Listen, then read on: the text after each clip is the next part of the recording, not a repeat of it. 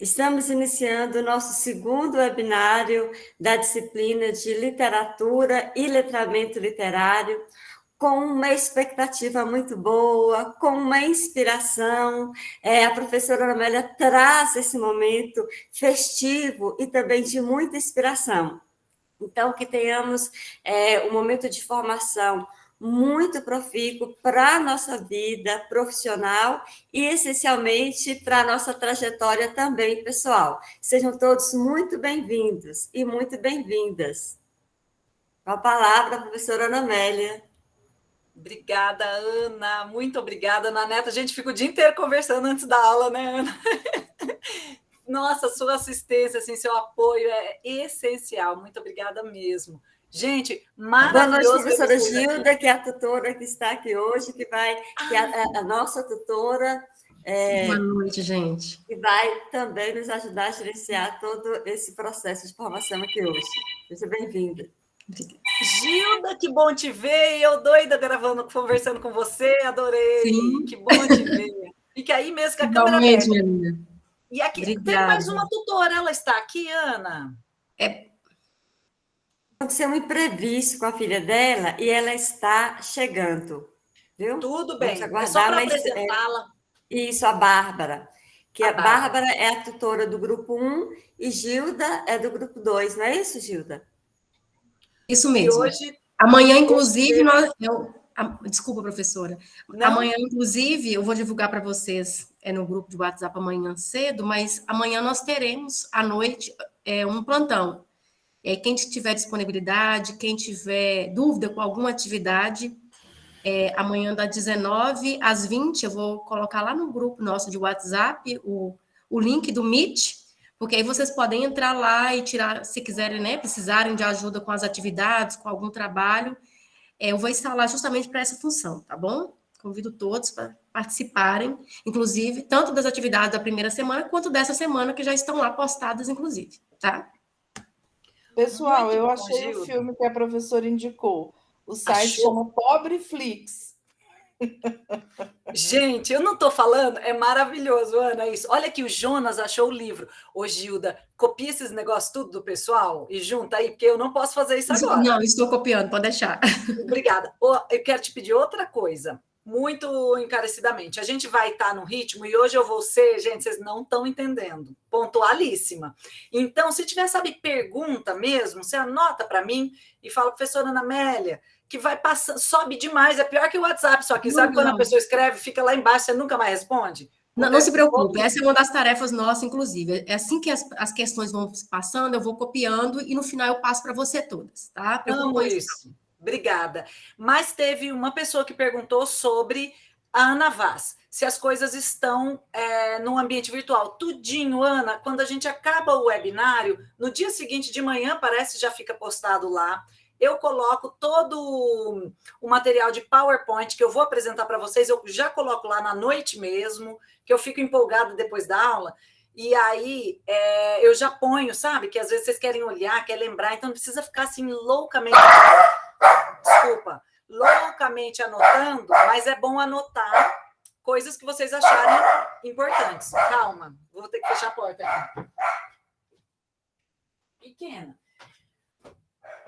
Gente, temos muita coisa. A gente ia começar com a mexida, mas era aquele momento de entrar na sala, mas vocês foram rápidos e a gente já vai começar pontualissimamente. Nosso encontro de hoje, quero falar a primeira coisa do fórum. Estou felicíssima de ter lido o que eu pude. Não, eu não queria fazer mais nada, não dava tempo de preparar a aula, porque eu queria ficar lendo o fórum. Falava para a Ana, estão postando um monte de coisa muito interessante. Falei para a Gilda, né, Gilda? Você leu. E assim, primeiro, quando comecei a ler algumas coisas autorais, que eram o que mais me interessava. Aí li um poema, eu já comecei, nossa, ela está falando de Minas, ela é mineira. Depois o Alex até comentou, se eu não fosse mineira, eu me tornaria. Alex, meu caso, sou e me tornei. Aí, e é muito bom dar aula para assim, para o nosso ambiente em Minas, que quando eu vou ensinar, às vezes eu trabalhei já com parte de alfabetização, com letramento literário. Espera aí que eu acho que está acontecendo alguma coisa aqui em casa. Ana, se você tiver algum recado, ou a Gilda, fala. Eu estou com a impressão, calma aí. Pode ficar à vontade, resolva lá. Gente, vocês tiveram algumas informações em relação ao calendário no primeiro webinário de comunicação. Nós estamos fazendo alguns ajustes, levando em consideração algumas solicitações de vocês, e aí nós gostaríamos de chamar a atenção, principalmente, Gilda nós temos conversado muito da participação de vocês no fórum, e nós estamos muito conscientes desse momento que vocês estão vivendo, que nós todos estamos vivendo, que também somos professoras, né, Gilda? E estamos aí fechando o período letivo, todo mundo muito atarefado com provas, com avaliações, com atividades. E aí é só lembrando da importância de vocês entrarem nos fóruns e de vocês também entrar no AVA. Porque tudo isso conta como participação e como a questão da produtividade de vocês. Então, estamos revendo o calendário em relação ao processo avaliativo, às datas. Tudo bem aí, professora Ana Amélia? Tudo beleza, podemos voltar. Meu companheiro chegou com meu filhote, estava tocando na porta que eu tranquei embaixo. Uma confusão, por isso que a cachorra latiu. Aí eu fiquei com essa impressão, sabe? Professora Ana, muito obrigada que você deu esse recado. Foi um recado maravilhoso, não foi? Que vai flexibilizar? Sim. Fiquei feliz. Fico muito, muito feliz mesmo por vocês poderem ter mais tempo para reflexão e pesquisa. Porque literatura, ela já faz parte de nós.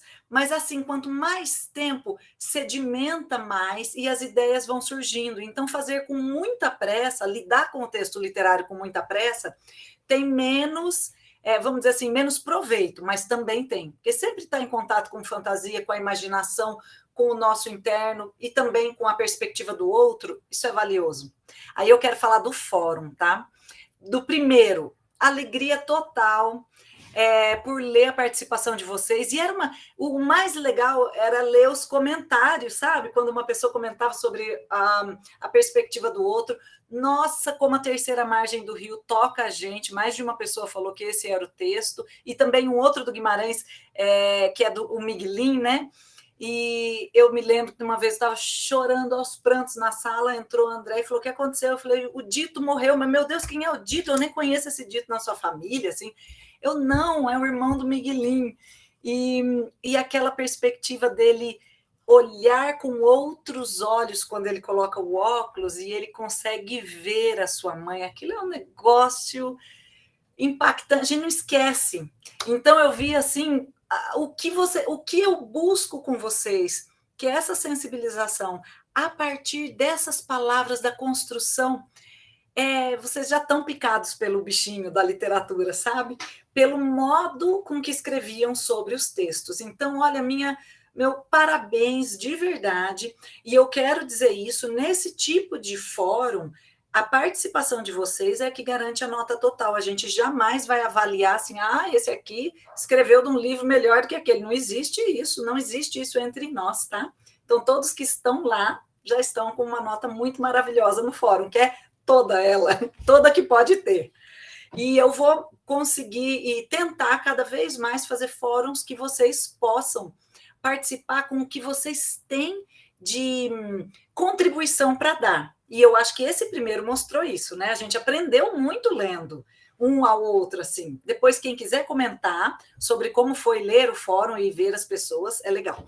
O da semana que vem vai ser uma antologia literária, nossa antologia literária. Uma antologia, o que é? Um agrupamento de textos de um autor específico, de alguns autores, né? Aqui, no caso, nós vamos ter 3.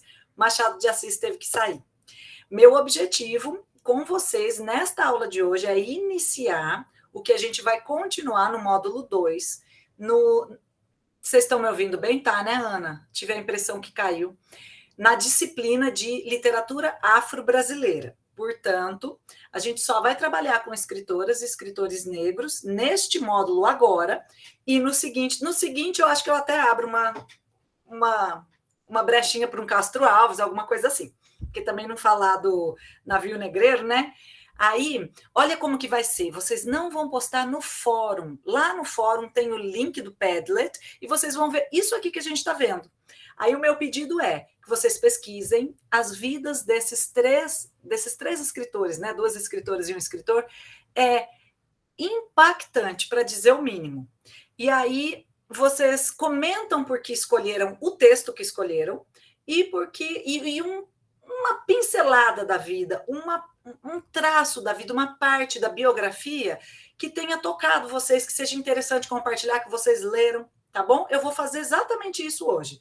Vou apresentar cada um deles, mas vou apresentar pelo meu filtro, porque as informações referenciais estão todas no Google, tem sites de extremo cuidado, como o Literafro, aqui da UFMG, que vocês têm assim, uma confiança total nas referências, vocês podem entrar lá e saber. Mas aí hoje eu vou apresentar o que me toca, o que me chama a atenção de cada um desses escritores, tá? E dessas 2 escritoras. Nosso fórum vai ser uma antologia. Depois a gente vai abrir o Padlet e vai ter muito Luiz Gama lá, Noêmia de Souza, Conceição Evaristo. Vocês vão poder falar, nossa, quanto texto que eu não conhecia.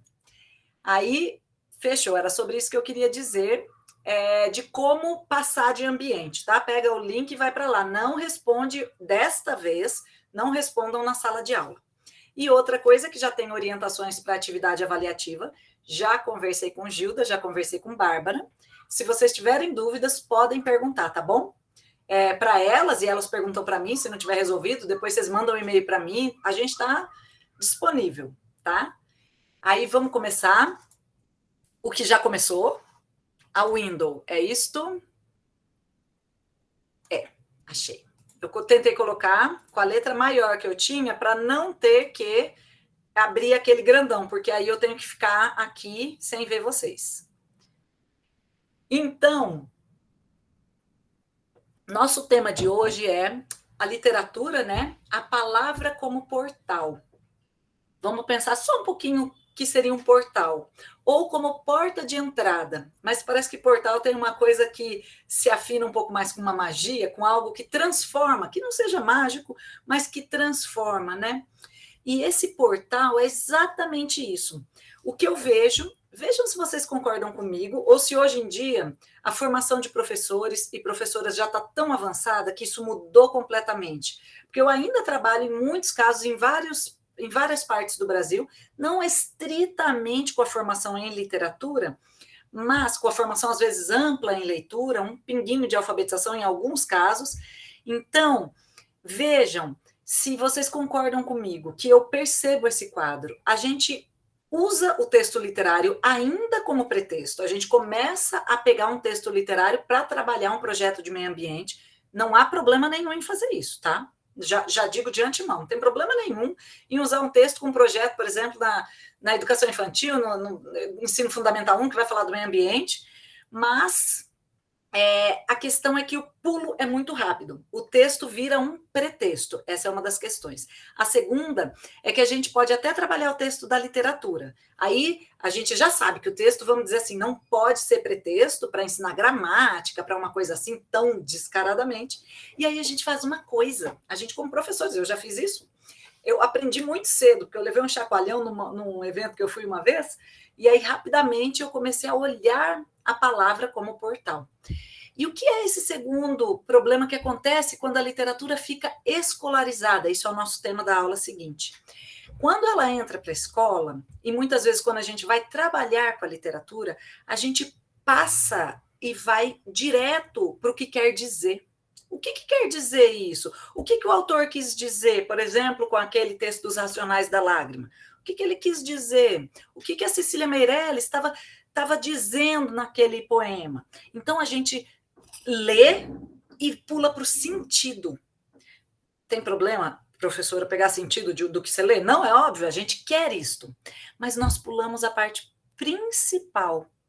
Nós pulamos a palavra, o portal da palavra. Quando a gente vai muito e fica perguntando o quê? O que quis dizer? O que disse? O quê? Porque tem uma coisa que e eu contei para vocês isso da outra vez, os temas não mudam muito. A gente viu 2 modos de falar sobre lágrima.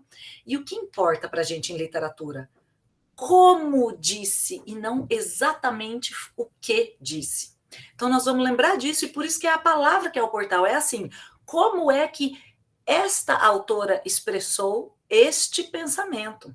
E a gente não pode pular isso como professoras e professores de literatura, porque aí a gente garante que cada um construa o seu caminho de compreensão, porque a palavra é do pertencimento e do direito, para lembrar o Cândido, do direito e do domínio de cada um.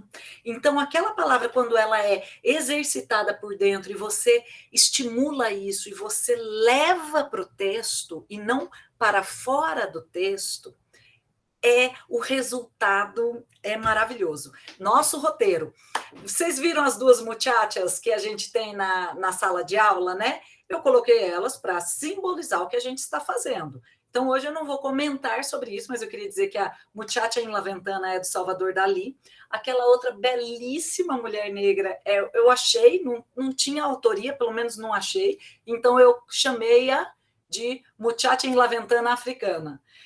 Mas eu não achei, parece uma imagem que está na internet, sabe?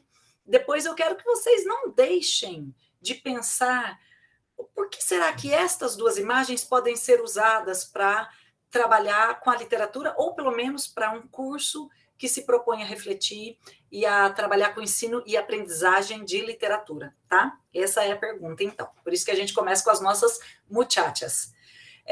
O fórum, já falamos. Falei também, né? Olha, textos autorais, é delicioso ler o que vocês escrevem. Gente, e o texto? Eu quero dizer, eu não sei se foi o Alex, mas ele escreveu um texto meio de suspense, porque ele queria trabalhar com o gênero, e ele propõe isso pelas mãos deste professor. Ele propõe um texto de suspense e simplesmente o resultado é maravilhoso. E eu trouxe o Emicida hoje, que a gente não ouviu, ele era só para o início, porque ele cita uma autora que nós vamos trabalhar. Mas o Emicida conta em uma das entrevistas que ele faz que ele era totalmente desinteressado pela escola. Quem nunca, né? Em alguma série que a gente fala, meu Deus, coisa chata que é. E pode não ser. Mas uma única professora, percebeu que havia ali um ser, primeiro que um ser potente, não apenas porque é ele, mas porque a gente tem nossos seres potentes ali à nossa frente. E ela, então, percebe que ele tem um dom para desenho e para fazer quadrinho, com a palavra, que era rápido, né? Dava para ver. Se um Emicida estava na escola já, uma professora ia pegar o texto e ia falar, rapaz, esse moço aqui domina alguma coisa da linguagem. E ela começa a escrever conteúdo em forma de quadrinho, para que ele pudesse aprender também conteúdo, não só o que lhe interessava. Isso foi tão generoso e de uma humildade tão grande dessa professora que fala a língua dele. Acho isso sensacional. E será que foi o Alex? Alex, foi você que escreveu o texto do suspense? Volta você fez aqui. Dessa forma. Foi, Sim, não foi? Foi. Volta aqui. Parabéns. Obrigado. Assim, isso é edificante para os estudantes. Você está falando a língua deles. Então, seguimos. Nosso tema da aula hoje, interpretação de textos. Eu ainda estou conversando só com seres humanos, não estou conversando com professoras e professores ainda, muito especificamente, tá? Eu estou lidando e pensando em vocês como pessoas que têm filtro com as emoções, com os sentimentos, que por vocês estão passando em decisões, boletos para pagar, tudo isso que a gente vive espalhado na vida. Somos nós, construídos, brasileiros, falando português. É com vocês que eu estou lidando ainda e pensando em como construir esses textos, né? Chegar ao sentido, como chegar até a expressão da língua literária. E aí, por isso que eu falo, não fica pensando ainda em passar para frente. Relaxem, a gente vai ter 2 aulas para passar para frente. Como escolarizar isso, essa linguagem que não tem, como é que chama aquilo? Cabresto, entende? Que é um trem livre mesmo, no aspecto da interpretação, no aspecto da plurissignificação, vocês disseram essa palavra. Então, isso não tem cabresto, e a escola parece que coloca certos cabrestos, que a gente tem que fazer alguma coisa, a gente tem que dar nota. Como é que esse processo pode ser feito? Isso é para frente. Hoje a gente interpreta texto e vamos conhecer um pouquinho de algumas escritoras e escritores afro-brasileiros para poder construir o nosso conhecimento lá para o segundo módulo. E também porque tem uma coisa que eu gosto de dar uma incomodada, a gente nunca, mas em geral, é bem comum que um curso de literatura possa lidar, vamos dizer assim, até com a Cecília, que é raro, mas vamos dizer que tenha lá um ser que já entendeu a magnificência dessa escritora. Então tá, ele lida com a Cecília, lida com Drummond e lida com Guimarães, cânones. E a gente acha que tá tudo bem, porque são maravilhosos, eles dão cursos para poder falar anos, mas a gente não questiona isso, que a gente tem apenas uma classe social, né, mais ou menos assim, porque eles todos são educados, estão numa elite literária brasileira, já são canônicos, então tem coisas que a gente não questiona muito e que está tudo certo, que a gente aprenda. Mas muitas vezes, quando a gente vai trabalhar apenas com escritores desconhecidos ou com escritoras negras, com escritores negros exclusivamente, isso gera uma coisa, mas também não vai ter um canônico ali? Não vai ter. E hoje a Conceição Evaristo já é, né? Já é uma grande escritora. Mas o Luiz Gama, por exemplo, é um fenômeno da nossa literatura absolutamente desconhecido. Agora, de pouquíssimos anos para cá, tem começado a se falar sobre este escritor do tamanho ou maior que o Castro Alves, no sentido do impacto da sua produção. Então, coisas como essa, eu também gosto disso. Hoje, agora a gente só tem os escritores e escritoras negras para a gente lidar. Diferente, né? O outro lado da moeda, mas misturá-los também é muito maravilhoso. Que mais que nós vamos fazer? A escolha dos textos, vou falar agora, e a porta de entrada para a interpretação é a palavra, né? A palavra como portal. Como não tem como, assim, eu não vou trabalhar com o texto só que está no livro didático, a gente tem que ter uma frase que é maravilhosa para professores, não sou obrigada. Você pode pegar a indicação daquele autor, tem que trabalhar com aquele autor, mas talvez aquele texto não se encaixe, sabe? Então, assim, os critérios não podem ser critérios dados por alguém, começa por aí. Mas se tem que trabalhar com alguma coisa que é específica, é de uma escola literária e tem que passar por ele, ok, mas como que nós vamos passar por ele? Primeiro critério que seria maravilhoso que a gente tivesse sempre é o perfil do grupo e a escolha a partir do grupo. Não foi possível com o nosso, mas eu já comecei a estudar, saber de vocês. Eu li o fórum para poder pensar no que eu ia trazer, só que eu tive que fazer essa escolha. Eu desgosto um pouco desse processo, sabe? Eu escolhi tudo, autoras, o autor, os textos, olha quanta coisa. Eu bem podia fazer rapidamente um formulário, só que nós precisaríamos de um curso mais extenso, que daí vocês teriam o tempo de dar uma olhada e escolher, gostaria dessa autora, quero aquela, quem a maioria vence. E eu, então, trabalharia. Eu faço dessa forma, exatamente, quando o curso é anual ou semestral. Tá? Então, pedir a opinião do grupo para ver qual texto vai ser trabalhado, ou pelo menos qual autora ou autor, essencial para um sucesso com literatura. O gosto e o interesse da professora de vocês tem que estar nos critérios, e eu acho que eu estou elencando assim por prioridade mesmo, pelos mais importantes, porque você tem que falar, gente, esse texto é incrível, ele me toca de tal maneira, eu quero compartilhar isso. Sabe que você assiste o filme, você não fica quieto enquanto você não manda lá? Gente, você já assistiu esse filme? Vamos conversar? Você quer passar aquilo? Esse sentimento ele é muito produtivo para aulas também produtivas, né? E para resultado. O gênero, no caso, isso é uma coisa que eu sempre escolho e sempre penso. Homens, mulheres, tem um livro maravilhoso de uma escritora trans. Ela chama-se Camila Sousa Vijara. Aqui, ela. O Parque das Irmãs Magníficas. Esse livro é um espetáculo de literatura. Ele lembra muito Gabriel Garcia Marques. Não lembra, ela tem o jeito dela.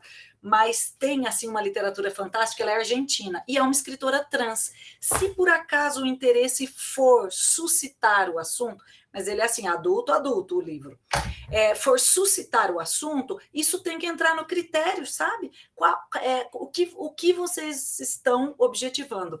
E eu queria ter a igualdade de escritoras e escritores, e o Machado teve que sair, portanto, a gente está ali com uma balança dispar, mas essa balança para as mulheres para cima tá bom, porque são séculos de apagamento, sabe? Então deixa a gente quietinha com as duas moças se apresentando hoje. Questão racial, antecipando o nosso módulo de literatura, mas como brasileiras e brasileiros, não dá para não ter essa questão atravessando escolha de texto para a gente, né? Para ensinar para aluno. Então, essa daí tem que também constar. Questão cronológica, no nosso caso, porque aí nós vamos pensar no século XIX, XX e XXI, com representantes, claro, né? Hoje eu trago os 3 séculos aqui, e também porque daí a gente vai construir brevemente, né? O princípio, é um toque lá nesse lugar que se chama literatura afro-brasileira. E o gênero literário para nós, porque eu precisava de algo mais curto. Então, eu já facilmente tirei os romances, tirei contos muito longos. O do Machado também não entrou por isso, ele era um pouco mais longo, tá bom? E a gente tem que saber de um critério. A gente não esquece que tem uma magia nesse processo que é de aprendizagem, ensino, aprendizagem, é um vai e volta. Sabe por quê? Eu escolhi um texto antes, e depois vocês vão saber o que eu estou falando dessa magia. Quando a gente está entregue no processo e você está pensando realmente naquele grupo, como um grupo singular e o que você gostaria de trazer e oferecer, algumas coisas se encaixam sem que você tenha que fazer muito esforço. Aí vocês vão saber por que eu falo dessa palavra magia. Vamos começar com o Luiz Gama? A pincelada da vida do Luiz Gama que eu vou oferecer para vocês é que ele nasce, né, ali em 1830, vocês veem que morre jovem, e antes da abolição da escravatura no Brasil, pelo menos do marco, né, porque não foi a abolição e a gente sabe disso, mas ele foi um grande pensador desse processo e um dos estimuladores, e a gente não ouve também dizer sobre o Luiz Gama como advogado dentro desse processo. Ele libertou tantos escravizados no Brasil, e isso é uma parte da biografia dele que me toca, mas a que mais me toca é que ele não tem assim a referência muito da mãe. Existe esse nome, que é a Luísa Marim, mas e diz que ela é uma africana livre, mas esse processo dela ser livre, né, antes de 1830, não se sabe como se dá. Há pessoas que dizem que Luísa Marim nem existiu, foi uma construção também do Luiz Gama, porque ele fala da mãe, mas isso são suposições. Mas então tem essa mãe que se muda, que deixa o filho com o pai e vai para o Rio de Janeiro. O pai dele era um fidalgo português. E esta parte da biografia me toca muito. Aos 8 anos, acho que é aos 8 anos, o pai o vende como um menino escravizado. E ele foi um homem livre, ele nasce um homem livre. E esse processo que acontece já no Brasil, que acontece dentro do Brasil, ele me deixa assim a flor da pele. Então é esse traço da biografia deste homem que depois vai virar um advogado em São Paulo, que a gente chamava de advogado leigo, né, da pessoa que é professor. Por quê? As pessoas negras não tinham o direito, dentro do direito, de oficialmente estudar e ter um diploma. A história dele é simplesmente belíssima. Assim, indico demais. Vocês acharam esse filme, vocês são lindos. Aí vamos ver um dos escritos dele. Está bem na abertura desse portal que chama Literafro, que é excepcional para fazer pesquisa. Então, nós estamos lá. Ele lá diz, espera aí que eu tenho que achar o meu canto aqui. Achei. Em nós, até a cor é um defeito. Aí, dona Bianca, eu queria dar esse spoiler para você. É claro que Ana Maria Gonçalves tira daqui, né? Em nós, até a cor é um defeito, um imperdoável mal de nascença, o estigma de um crime. Mas nossos críticos se esquecem que essa cor é a origem da riqueza de milhares de ladrões que nos insultam, que essa cor convencional da escravidão, tão semelhante à terra, abriga sob sua superfície escura vulcões, onde arde o fogo sagrado da liberdade. Vamos entrar nas palavras? Temos ali, eu grifei com as mesmas palavras, o tipo como se fosse construir um campo semântico, sabe? O que ele primeiro começa colocando cor, mal, crime dentro de um campo semântico, porque é como a cor é vista. Depois, de novo, cor convencional, aí cor, mal, crime ligado à escravidão, à terra, que é semelhante à terra, tanto a cor quanto o trabalho escravo que foi plenamente de mão de obra para literalmente construir esse país, literalmente pedra sobre pedra. E aí, e terra e tijolo sobre tijolo, né? Então nós temos cor, mal, crime, cor, escravidão, terra, aí vulcões, pau, tem ali, parou, vulcão. E aí eu tenho essa imagem que não é gratuita. Então lá eu tenho uma coisa parada, dura, tesa, marrom, escura, que é o vulcão. E por dentro, vida, fogo, cor, coisa quente, coisa que pode, inclusive, destruir o entorno, modificar esse entorno. E do vulcão nós teríamos inúmeras outras simbologias. E ali eu completamente mudo o foco. Ele diz, esta cor, né, que lembra o vulcão, é onde arde o fogo sagrado da liberdade. E a palavra sagrada não é gratuita, que a gente tem que lembrar que nesta época as pessoas negras eram vistas, e foi a fake news do momento, né, de que as pessoas negras não tinham alma.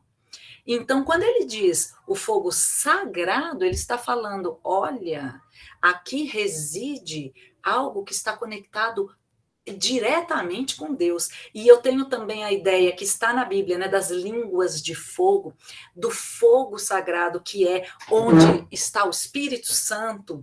Então ele coloca dentro deste ser da cor negra o que era completamente antagônico na época, que é o que é sagrado, que é o que é luminoso, não escuro, que é o que liberta, o que transforma e o que constrói. E ali eu coloquei em azul para ficar essa cor meio da frieza, né? Ele chama os nossos críticos, os grandes algozes, e os chama sem medo nenhum de ladrões, né? Eles criam, as pessoas negras criam a riqueza e para que estes ladrões as usem e os insultem. Então, a gente tem palavras e campos semânticos ali que não podem passar despercebido de nós. E aí a gente vai perguntar, claro, eu posso trazer para o meu tempo. Ô, gente, o que mais que tem, assim, de hoje em dia que ficou na nossa linguagem, que esse rapazito aqui de 1830 já tinha se ligado? Nós temos heranças como a cor do pecado, sabe? Coisas, o estigma do crime. Lembra quando a gente falou lá dos racionais, né? Aí vocês estão escrevendo tanta coisa. Alex, que pergunta? Vou saber da sua pergunta já. Gilda vai me passar tudo. Então, aqui está uma possibilidade, e não é a única, mas uma possibilidade de entrada no texto pela palavra como portal, tá? Então, nós vamos na outra. Vamos agora para a nossa, meu Deus, maravilhosa Noêmia de Souza. Pinceladas da vida de Noêmia de Souza. Você viu que a gente já andou um pouquinho no século, né? 1926 a 2002, ela entrou no século 21. Eu coloquei a independência de Moçambique, que ela é moçambicana, então, portanto, fala português. Moçambique foi uma colônia de Portugal e se liberta, né, em 1975, momento em que grande parte das colônias africanas estavam tendo sua independência.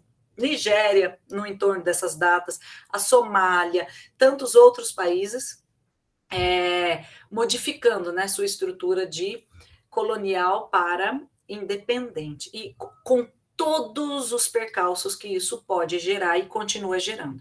Noêmia de Souza foi uma grande defensora da liberdade, teve poemas de cunho nacionalista, e ela lutou, ela viajava de país em país, ela foi exilada em Portugal, nem Portugal deu conta de deixar Noêmia de Souza lá. Noêmia de Souza vai para Paris e não se cala, ela a vida toda defende, e a pincelada que eu vou oferecer da vida dela, que me tocou muito, muito mesmo, eu não lembro onde eu achei, mas eu pesquisei muito para ensiná-la em um momento anterior, e é Noêmia de Souza que aparece na música do Emicida. Ele fala, Noêmia de Souza chamava de lume. Quem sabe o fechamento da nossa aula eu deixo tocando, quem for saindo, vai saindo, vocês vão ouvir Noêmia de Souza lá no meio.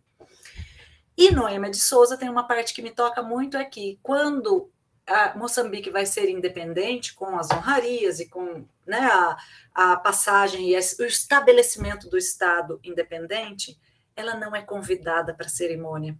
E isso, talvez para ela não tenha sido o choque que é para nós, leitoras e leitores, lendo hoje em dia a luta que houve na vida. Talvez ela nem esperasse isso, mas eu me lembro de ter lido que foi uma dor e irreparável em sua vida, né? Essa não poder participar com o seu povo, porque ela não ia mais ser excluída de lá uma vez que o país estava livre. Eu achei isso doído. Vamos lá. Aforismo. Havia uma formiga compartilhando comigo o isolamento e comendo juntos. Estávamos iguais, com duas diferenças. Não era interrogada e, por descuido, podiam pisá-la. Mas aos dois, intencionalmente, podiam pôr-nos de rastos, mas não podiam ajoelhar-nos. Olha, eu não tenho palavras para dizer o que isso poderia render. Uma tese, muitas aulas, todo o curso de literatura afro-brasileira a partir de um aforismo como esse. Então, vamos entrar pelas palavras. Olha, eu escolhi o que ela fala e as palavras que igualam com uma formiga. Primeiríssimo de tudo, formiga.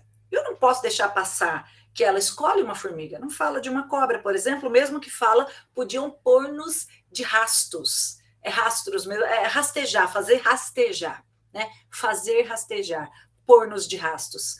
Então, você lembra, né, que a colonização portuguesa ela tem essa linhagem, essa herança do português de Portugal, né, vamos dizer assim.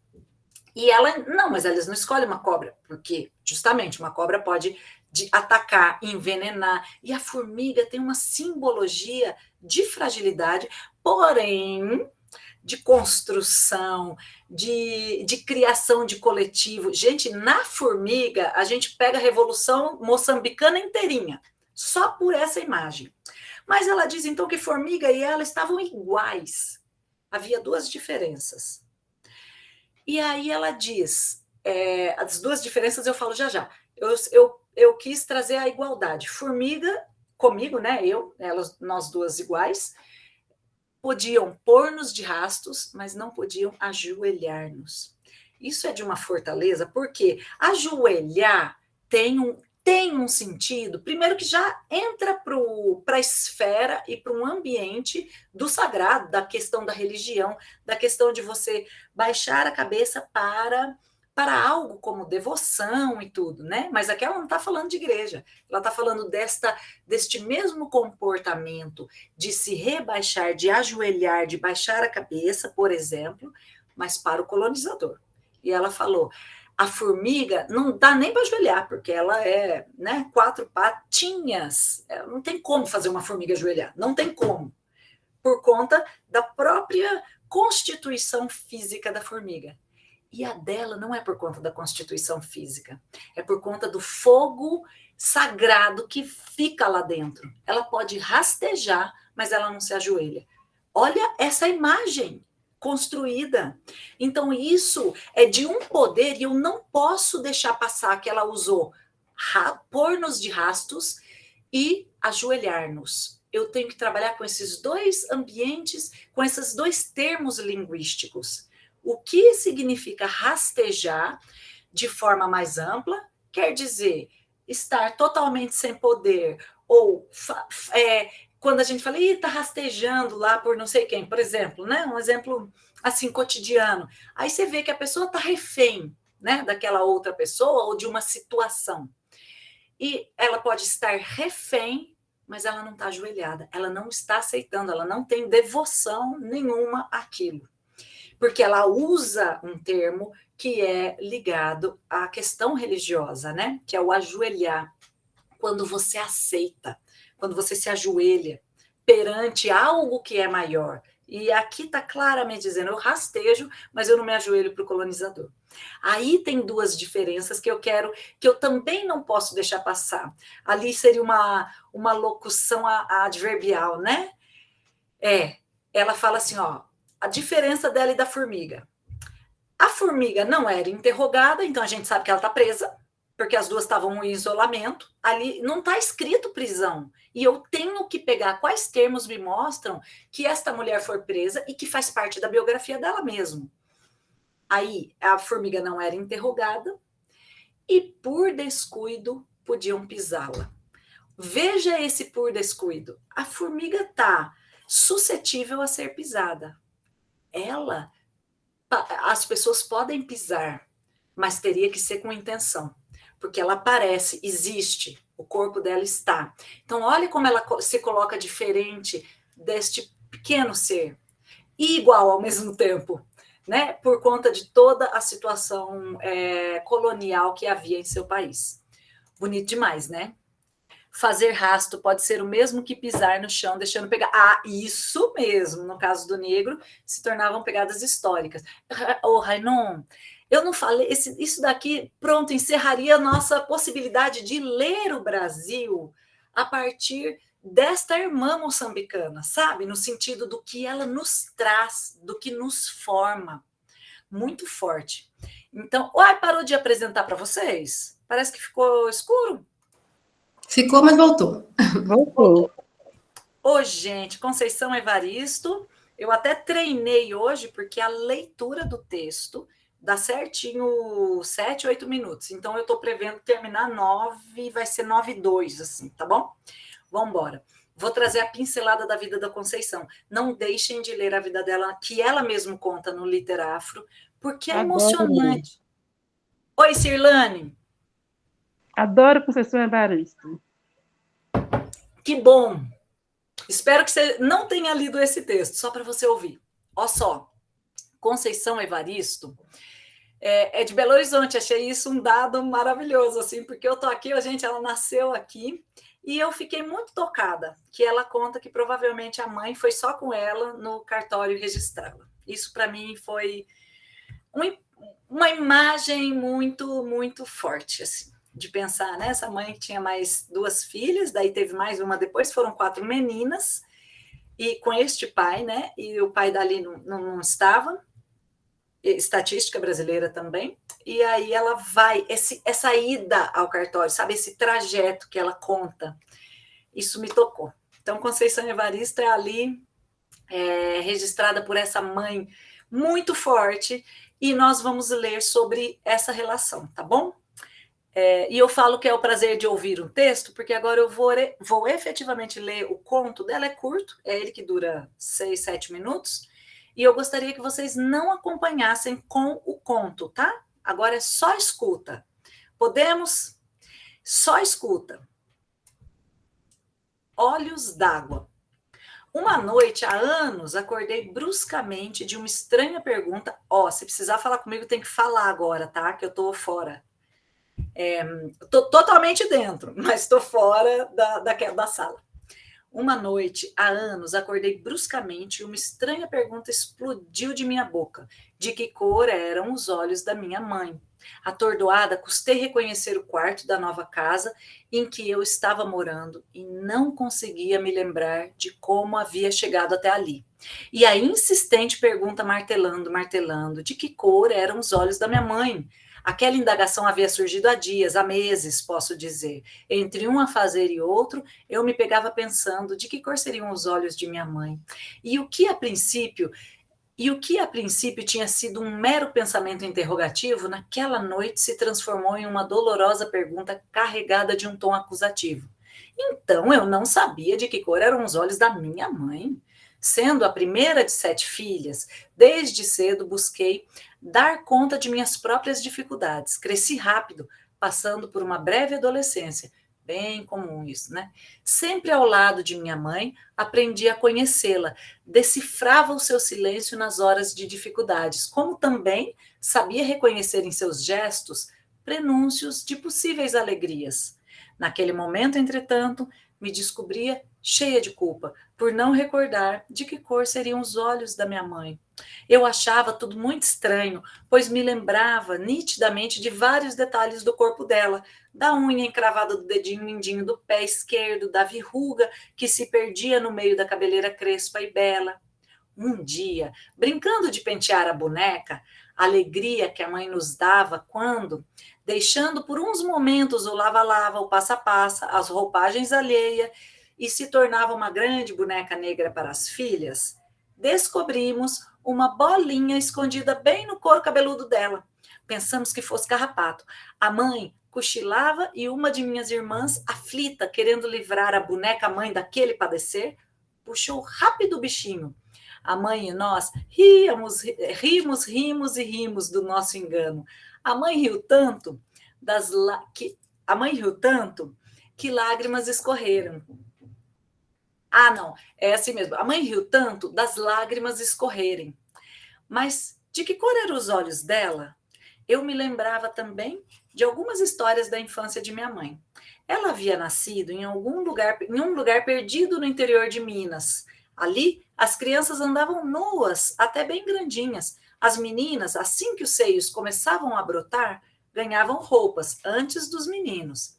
Às vezes, as histórias da infância de minha mãe confundiam-se com as de minha própria infância. Lembro-me de que muitas vezes, quando a mãe cozinhava, da panela subia cheiro algum. Era como se cozinhasse ali apenas o nosso desesperado desejo de alimento. As labaredas, sob a água solitária que fervia na panela cheia de fome, pareciam debochar do vazio do nosso estômago, ignorando nossas bocas infantis, em que as línguas brincavam a salivar sonho de comida. E era justamente nesses dias de parco ou nenhum alimento que ela mais brincava com as filhas. Nessas ocasiões, a brincadeira preferida era aquela em que a mãe era a senhora, a rainha. Ela se assentava em seu trono, um pequeno banquinho de madeira. Felizes, colhíamos flores cultivadas em um pequeno pedaço de terra que circundava nosso barraco. As flores eram depois solenemente distribuídas por seus cabelos, braços e colo, e diante dela fazíamos reverências à senhora. Postávamos deitadas no chão e batíamos cabeça para a rainha. Nós, princesas em volta dela, cantávamos, dançávamos e sorríamos. A mãe sorria de uma maneira triste e com um sorriso molhado. Mas de que cor eram os olhos de minha mãe? Eu sabia, desde aquela época, que a mãe inventava esse e outros jogos para distrair a nossa fome. E a nossa fome se distraía. Às vezes, no final da tarde, antes que a noite tomasse conta do tempo, ela se sentava na soleira da porta e juntas ficávamos contemplando as artes das nuvens no céu.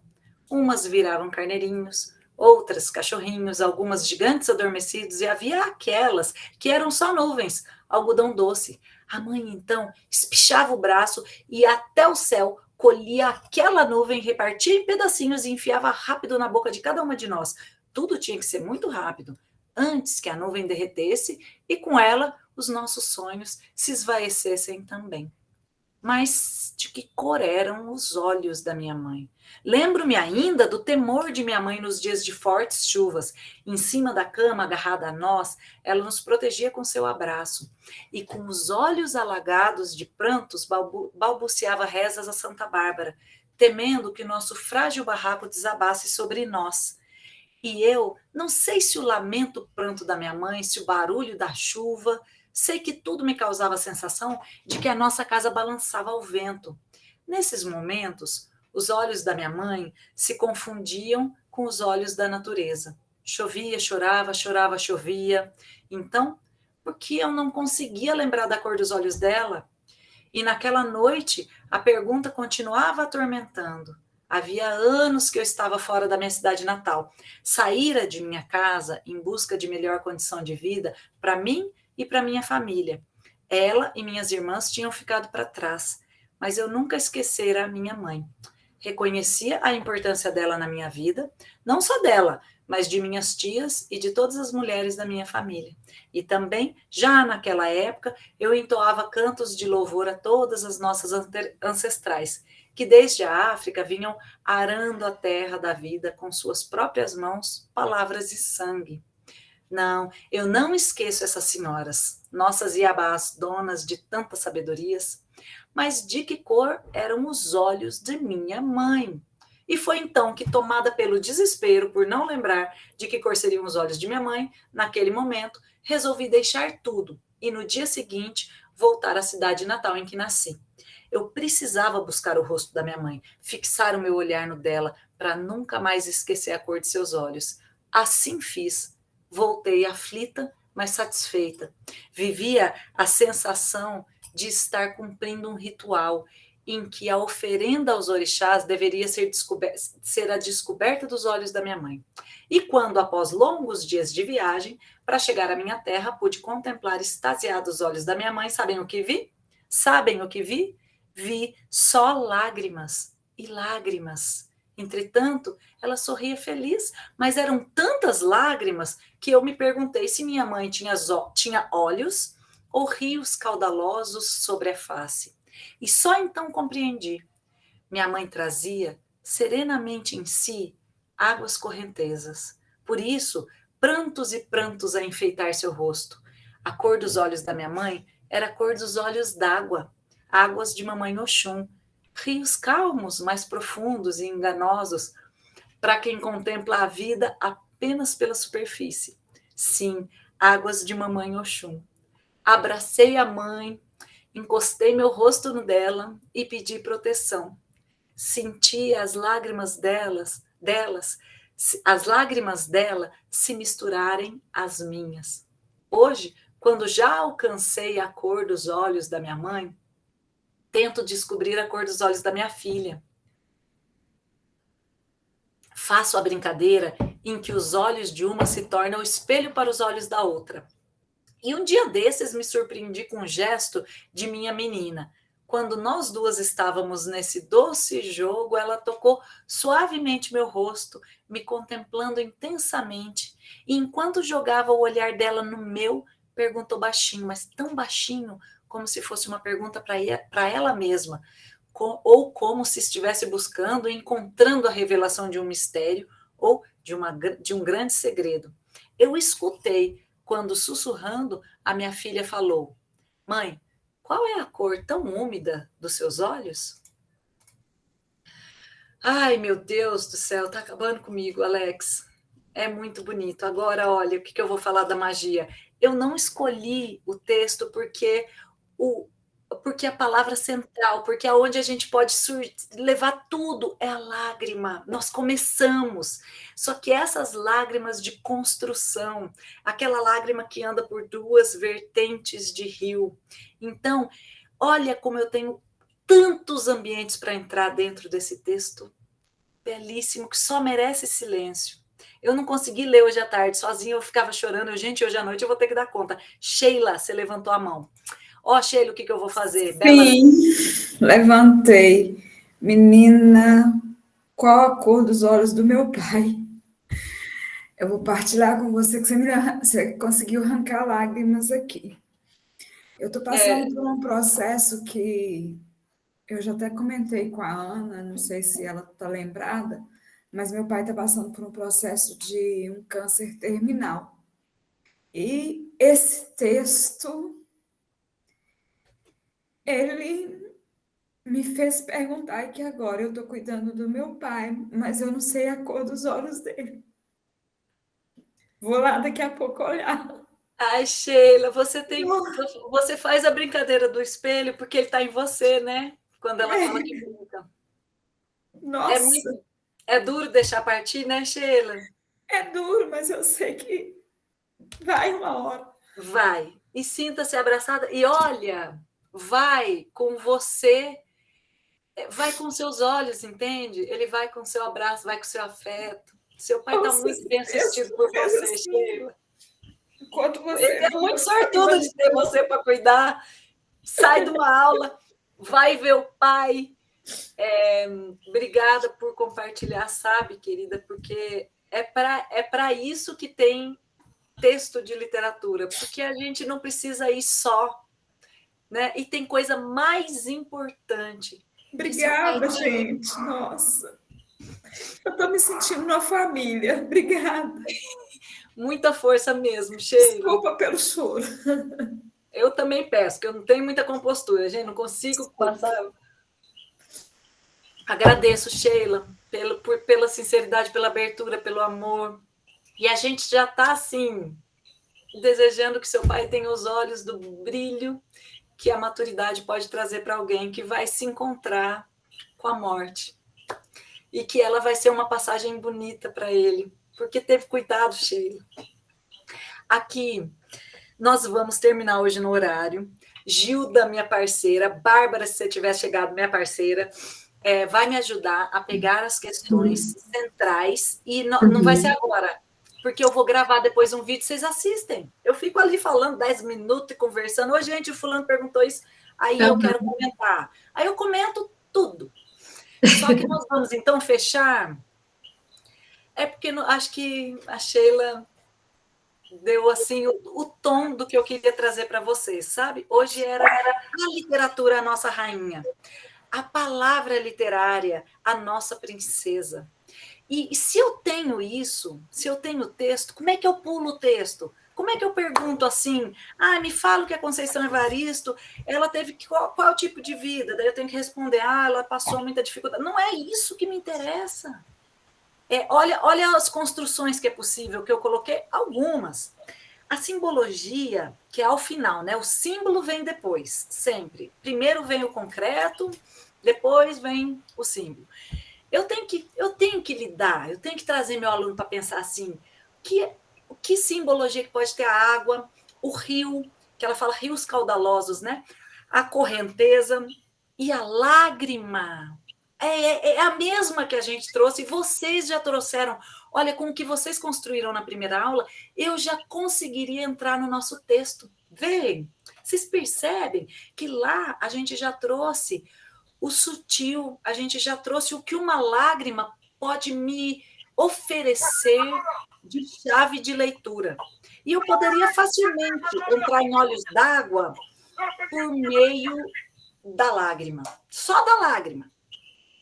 Depois eu posso pegar a mãe, eu coloco mãe. Aí eu vou falando, gente, fala para mim, o que vocês sabem da mãe? A gente sabe que ela lavava e passava roupa para fora, lava, passa. Olha só. Porque tem momento ali. A gente sabe muito da mãe. Tem uma mãe. A gente sabe que a mãe tinha paciência. Eu estou ouvindo alguém falar ou está um som aberto? Eu acho que é o microfone do Daniel que está aberto. Daniel Munduruku, fecha aí. Aí a gente sabe que a mãe... A gente pode dizer que a mãe tinha paciência, a gente pode dizer que a mãe trazia, que a mãe contava história, a gente pode dizer um monte de coisa da mãe.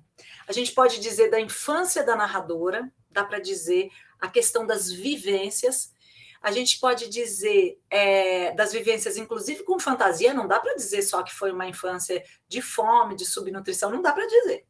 Porque tem infância de construção de imagem, de fantasia, de sonho, tá dentro dessa infância, da mesma infância dessa meninota aí, que veio a ser a Conceição Evaristo, porque esse texto é autobiográfico, spoiler.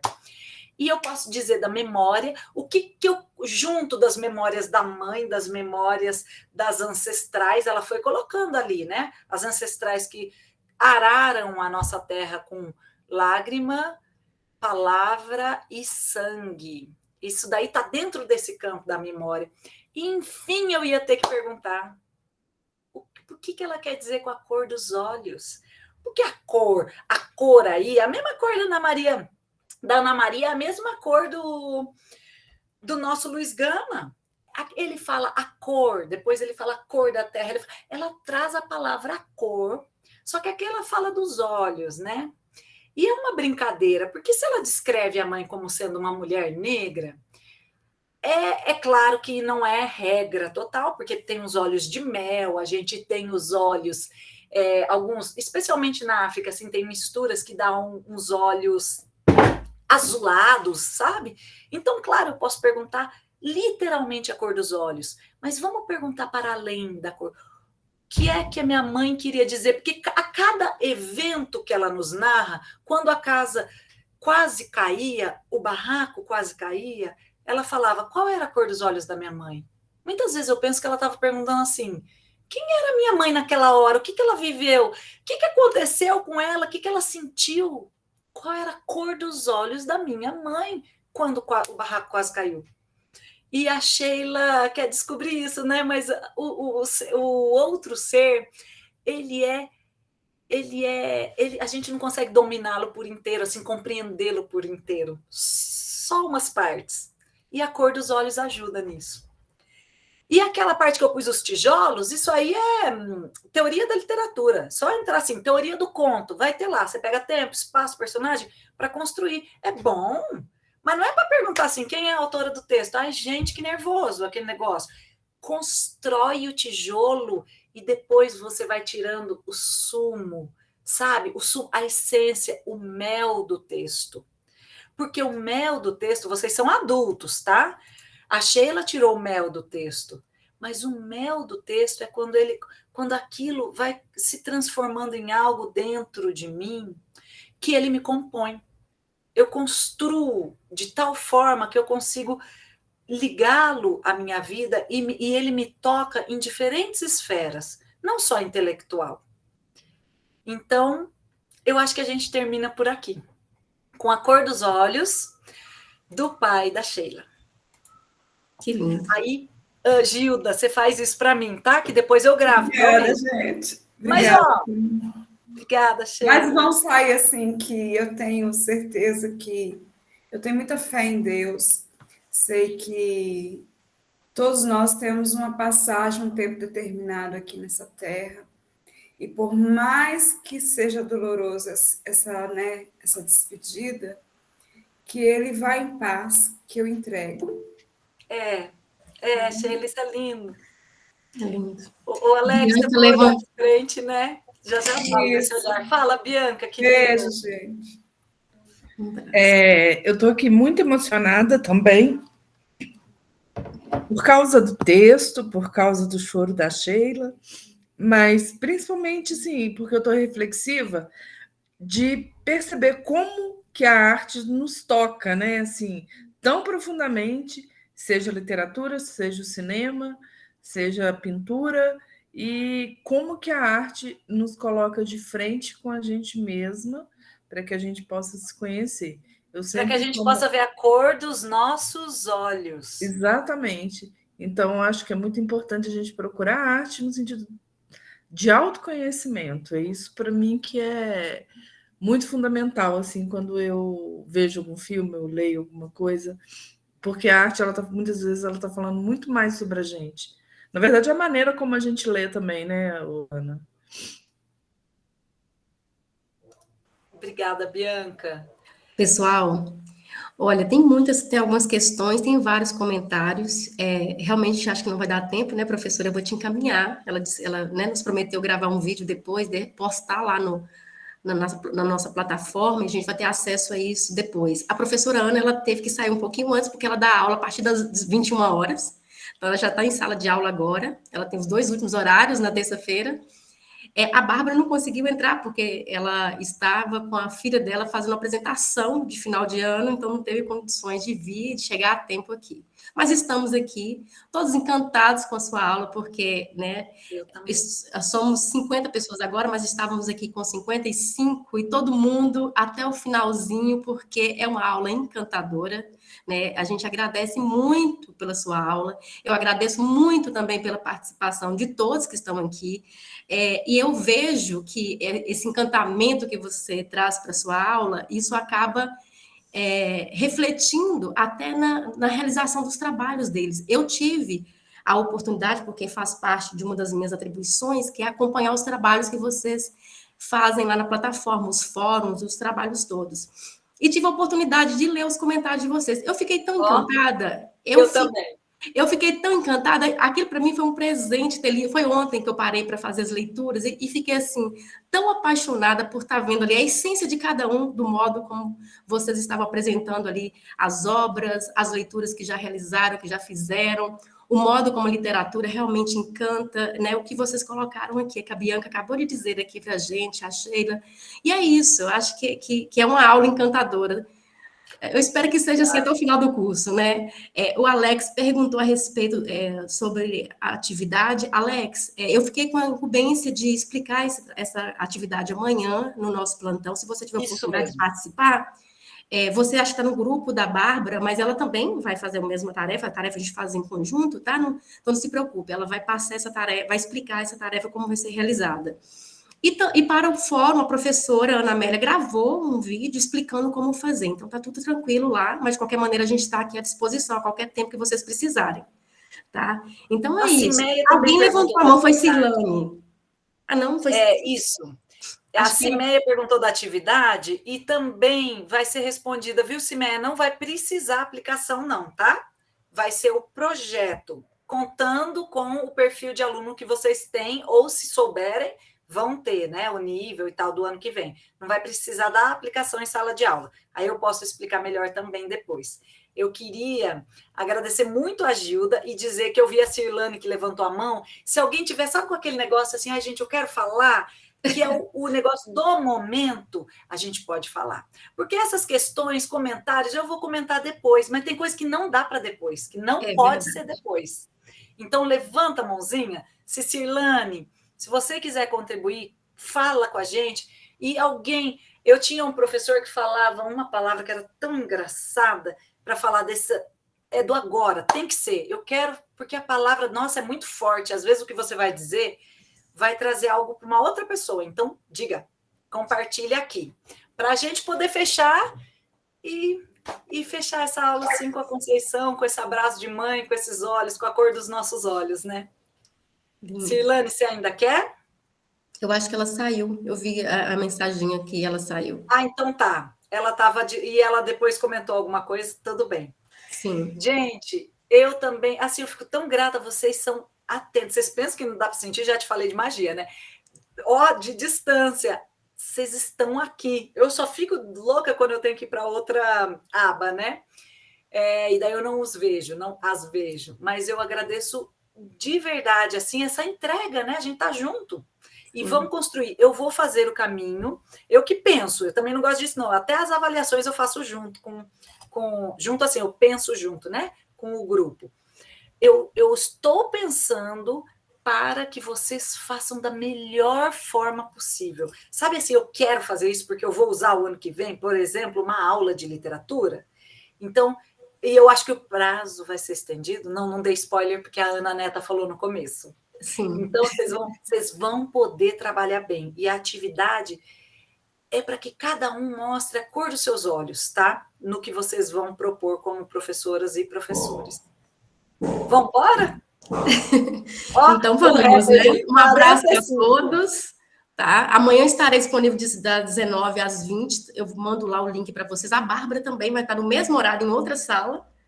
E a gente tem... As informações que a gente passa são as mesmas, porque a gente recebe essas orientações, tá? E ficamos à disposição a todo o tempo que vocês precisarem, tá certo? Vamos juntos, força e coragem. Um abraço a todos. Tchau. Boa noite, pessoal. Até a próxima. Boa noite. Estou aguardando a nossa antologia. Vai ser linda. A gente lê um montão dessas autoras. Oh, meu Deus. Beijão para vocês, gente. Um abraço. Obrigada. Tchau. Tchau, boa noite. Obrigada. Boa noite, Terusa. Obrigadão. Foi maravilhosa a aula. Ai, também achei que eu tô tocada com a Sheila. Um beijo, Sheila. Sheila já saiu. Boa Tchau, noite. tchau. Tchau, Rainon. Já dizia Sandra de Sá, meus olhos coloridos te fazem... É mesmo, né? E eu queria tanto que... Ô, Elísia, você não falou hoje. Queria tanto que a leitora da Ana Maria Gonçalves pudesse ter um tempo para falar com a gente. Vou pedir. Hoje eu fiquei completamente encantada com a aula. Já chorei, já ri. Perfeita aula, Ana. Somos eu nós, já já amava chorei, literatura, você está pondo a literatura para mim assim como uma coisa surreal. Estou apaixonada. Ô, Elísia, surreal e viável, né? Ela está aqui. Exatamente. Ela já está. E você está abordando autores que os meus alunos fizeram trabalhos esse ano para mim. Então, assim, eu estou me sentindo... eu não tenho nem palavras para dizer, porque eu achava assim, que eu tinha pedido material antigo demais, que eu tinha pedido pessoas que os meus alunos não iriam alcançar. E agora você está abordando todos esses autores e eu estou apaixonada. Muito obrigada. Mesmo. Minha filha, eles alcançam muito mais do que a gente pode supor. Exatamente, exatamente. Muito obrigada. Gilda, para de gravar aí, que eu quero brincar com a Elisa. Eu vou fechar, porque a professora Ana, que está gravando, ela vai ter que desligar lá. Ela disse que quando terminasse, eu mandasse mensagem. Aqui em Belo Horizonte fala isso, gente. Eu falei, mas que expressão é essa? Um beijo. Elísia, muito bom que você está aqui. Não deixe de participar com seus comentários, que são essenciais. Obrigada. Ô, Rainon, pega a estrada com olhos marejados e felizes. Obrigada. Um beijo, pessoal. Boa noite. Fiquem com Deus, gente. Um grande abraço para todos. Um abraço. Tchau. Ô, Gilda, fala que era só papo agora, hein? Que a gente já encerrou a aula. Não, estamos no nosso tempo. Eu falei para ela que eu ia ser pontual. Um beijo. Tá certo, beijo. Tchau. Era só aquela conversa daqueles alunos baguncentos. Fala que era só o fundão que ficou aqui no Exatamente. fundo. Só tinha fundão. Tchau.